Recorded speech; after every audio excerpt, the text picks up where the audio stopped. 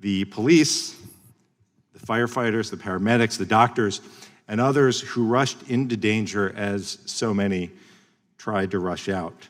They knew they might not come home that day, and will forever be grateful for those whose lives were lost.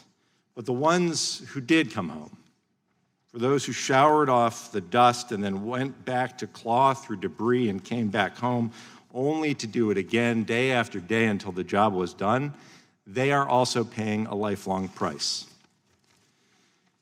Nearly 10 years ago, I was a freshman member of Congress, and I had the pleasure of meeting a constituent, Freddie Naboa, who moved to South Florida from his native Queens.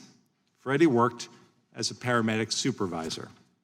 And on September 11th, 2001, shortly after the North Tower was hit, Freddie was dispatched to the South Tower to help run triage out of the lobby. And then suddenly the ground beneath him began to shake, and the windows burst, and the second tower was hit.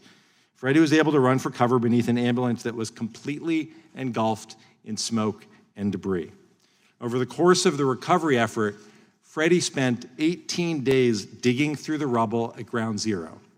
Today, Freddie takes 14 different medications for severe asthma, obstructive lung disease, sleep apnea, liver disease, and diabetes. His asthma is so bad that he doesn't drive anymore.